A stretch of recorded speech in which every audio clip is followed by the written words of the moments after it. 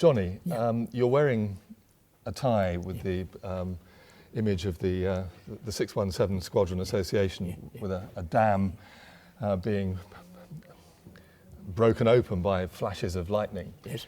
70 years ago, when you took off from Scampton to attack the Zorpa Dam, did you think that 70 years later this would still be one of the most memorable events in 20th century British history? No. I think...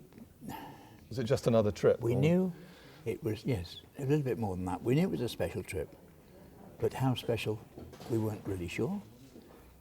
All it meant was that this was another operation and we there to do a job and we had to do it to the best of our ability. And that was all, the way we looked at it, in fact. And that was really the way we looked at all the operations. This one, it was, I suppose, not until the following morning when we saw the headlines in the papers. Sort of comment was, good God, was that us? Sort of thing. Yeah. But it really, yes, we knew it was special, but I don't think we appreciated how special it was. I'm sure we didn't.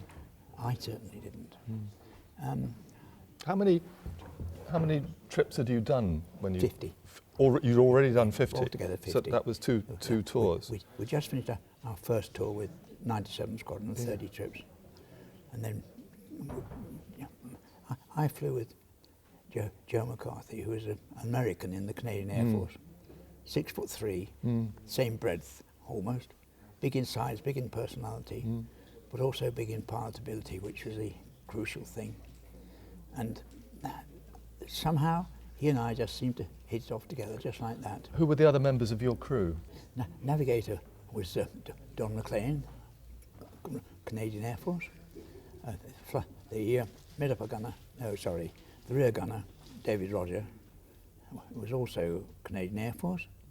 And the flight engineer, Bill Radcliffe, was actually a Canadian in the RAF. So a very mixed group. There were just three of us Englishmen left, that was all.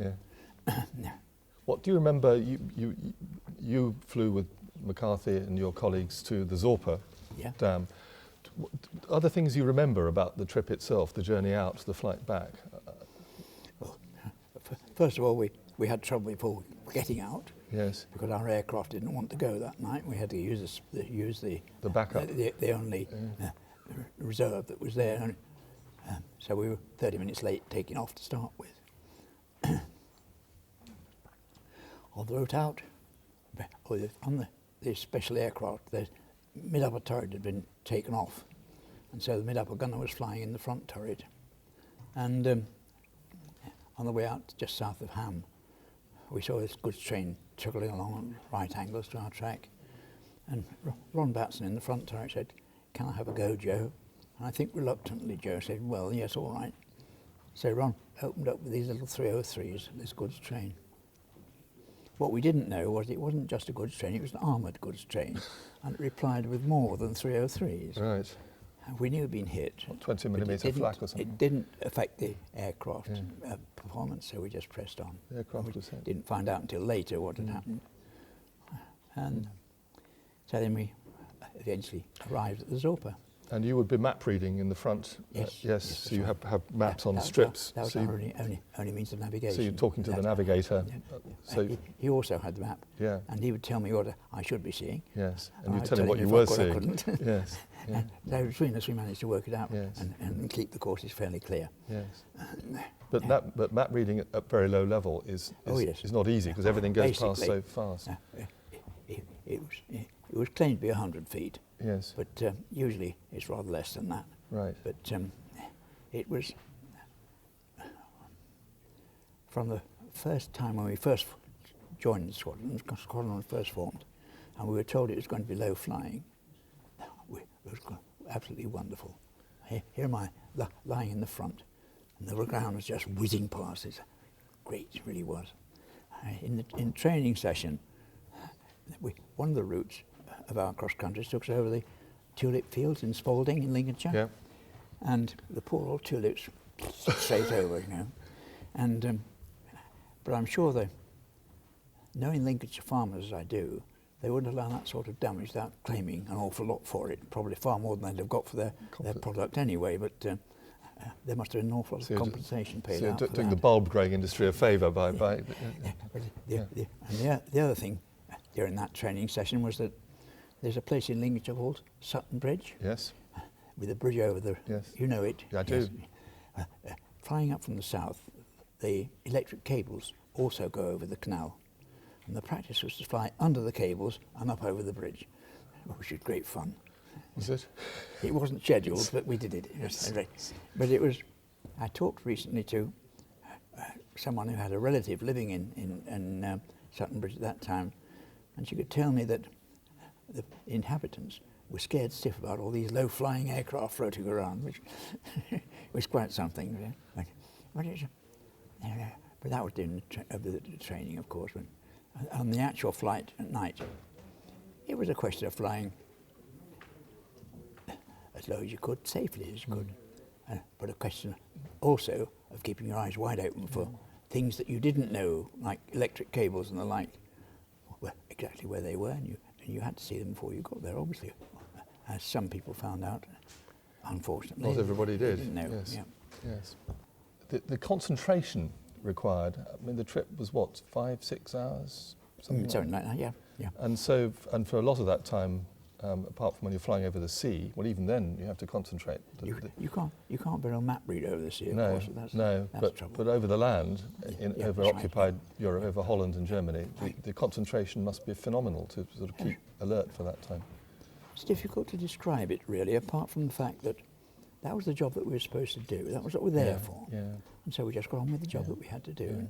And I suppose, basically, certainly by the time we got back, yes, you're a bit tired, to say the least. But the losses for those who didn't come back were terrible. 53 died from the squadron. Yeah. Out of the 133 that set off, so that's a lot of quite a lot. people. What was the mood like the following day? Was there a sense of, was it elation because you'd done it, or very mixed. Yeah. There was or gloom, because certainly an amount of sorrow for all those who had gone. Yeah. Disaster had been, in fact. But also there was some satisfaction in what had been achieved, particularly with the Moan and the Ada. We hadn't been so lucky with the Zorpa, of course, but that was basically partially due to the construction of the dam itself, but also due to the misfortune of so many of the crews. Of the first 5 that were briefed for that, we were the only ones that actually got through.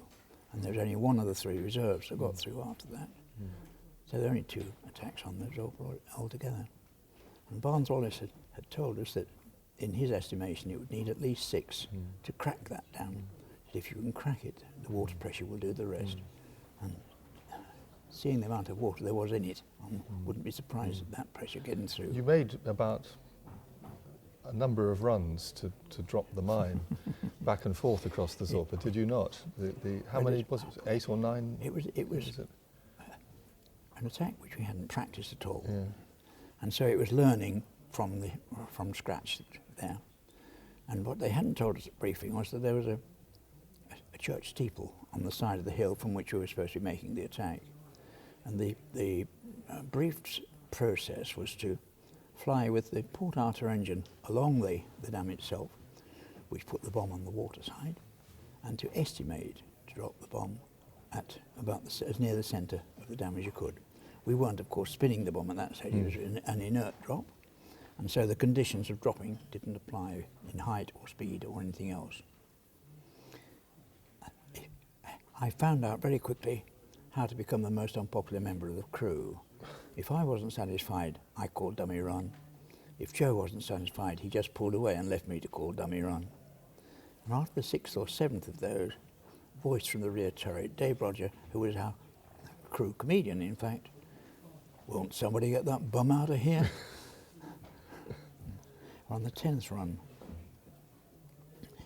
we'd got it right. And before, nothing had been said between Joe and myself, but I'm sure we both realised that the lower we got, the less forward travel that bomb was going to have when it hit the water. And similarly, the lower we got, the easier it would be to estimate the dropping point, because there's no bomb sighting or anything like that. It was, if you like, by guess and by God, but trying to get it in the right place. And so on that 10th run, we were down to 30 feet. And when I said bomb gone, thank Christ came from the rear turret just like that. But it was the sort of thing which we got some satisfaction out of. But it was a case then of having got rid of the bomb, his nose up, before we hit the hills on the other side, because that wouldn't have been very pleasant. And I couldn't see the explosion, but Dave could in the rear turret, and he said he estimated that the tower of water went up to about 1,000 feet. When you think 6,500 pounds of explosive being detonated at a depth of 25, 30 feet, it's going to send all water up. There is film, I'm sure you've seen it, of the first live trial of upkeep, which was dropped about 8 miles off Broadstairs. Yeah. And it explodes in the sea, and it is just as you describe. It goes up like this enormous great tower, and it hangs in the air for it seems like half a minute, and then falls back. It's an extraordinary thing. It's quite, it must be. I'd love to have seen it in actual fact, but I couldn't because you were facing the other way. Up, and that was it. Yeah. But when we circled, we just crumbled the crest of the dam. The photographs show that you got it. 20 yards, something like that. But at least it shows some sort of effort anyway. And it was only the feeling of the necessity to do the job properly, having done all that training, some of which you couldn't use that night, but having done all the training, and then flying low level over the whole of the continent to get to the target, to do that and not do the job properly would have been a complete waste of time and effort. A craftsman. And so, yes, quite. Yeah. And so we did just that. We stayed until we could get it the way we wanted it, get it right, and I think we got it nearly as right as we could. Johnny, it's a privilege to be talking to you, it's fine. And it's a great joy to be with you again. Enjoy the evening. I'm sure I shall. I suppose a lot of people will come, and thank you very much for being with us. I'll sit down and listen. The University of Huddersfield, inspiring tomorrow's professionals.